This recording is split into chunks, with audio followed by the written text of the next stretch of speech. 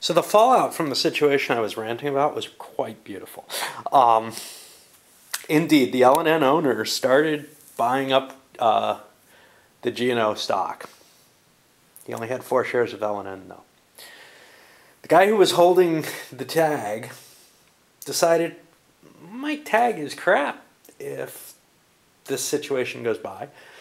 So he dumped a lot of his tag shares, not all of them, but enough that he could lose control, and he did, to start buying some L&N.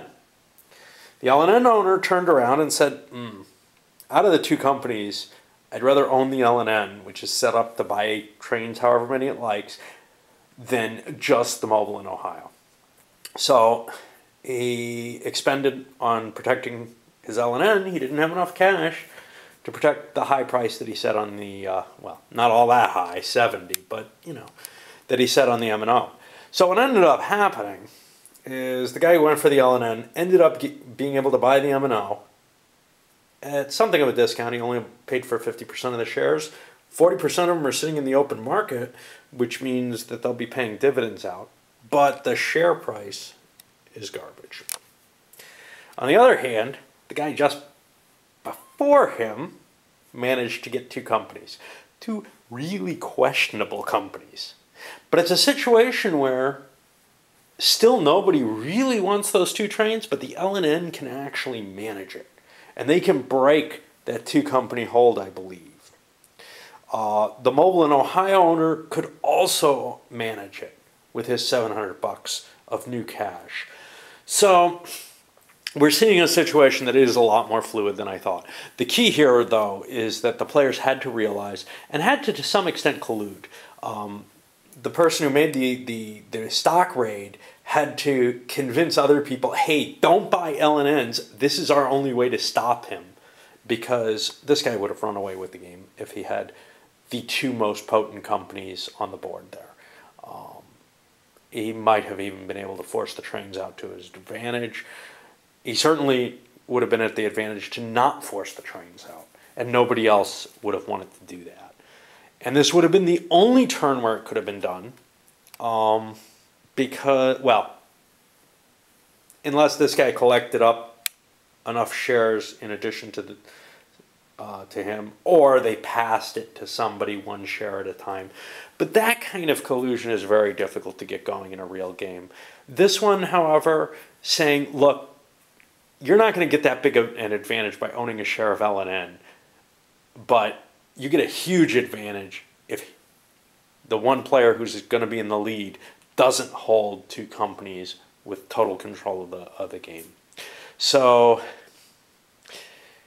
seeing that, I question how much this is a newbie's game, because that's the kind of finesse that doesn't even happen all that often in 1830, from what I've seen, unless you're playing with a small number of players.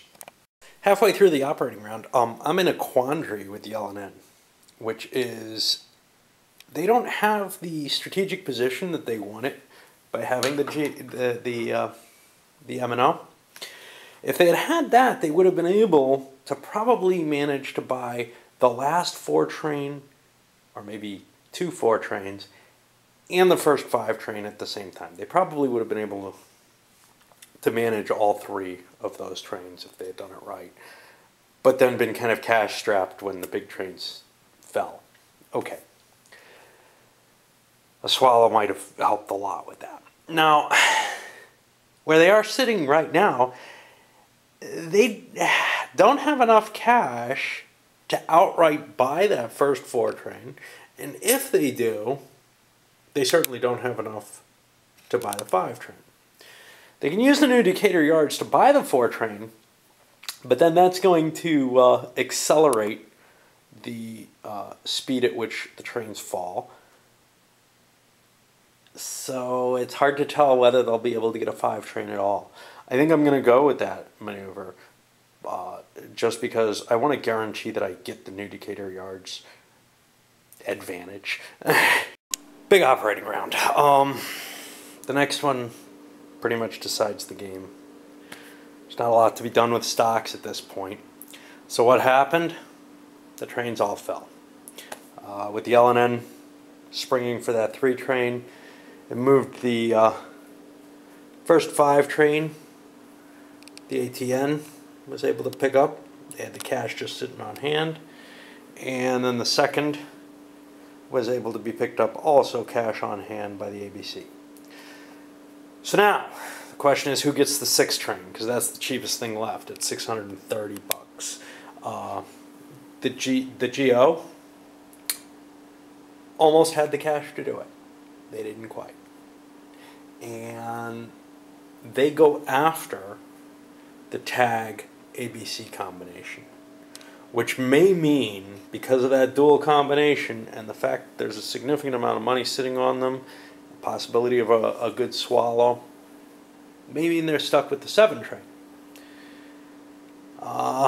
They probably don't have enough money for the 7 train, and they got close to the 6 by dotting their destination. So we're in a situation where 2 of the not out of it players are, but maybe not in the lead. Certainly the guy with the MO is not in great shape. The guy sitting on 2 railroads is in pretty good shape if he can get away with it. One of them, though, is going to have to buy a more expensive train and probably have to cough up out of pocket. Given that that first 6 train kills the 3s, if the MO gets it, then the tag is going to have to really spring for it. The only other person sitting with, well, 2 other people are sitting in danger without a permanent train right now. The Western, which is just looking like they're not going to have the cash in any time soon, and they may go bankrupt. They are in bad shape. And the LNN, who has a lot more stock value, they're probably not going to go bankrupt, but they don't have a lot of cash. And if the 6 comes out, well, the 6 is not going to come out before they get a run. So they're going to get one more swallow at least, which should be a significant pile of money. So they will probably survive it, but they've gone from being the clear favorite, if they got away with their two company policy, to looking like they're towards the bottom of the pack at this point.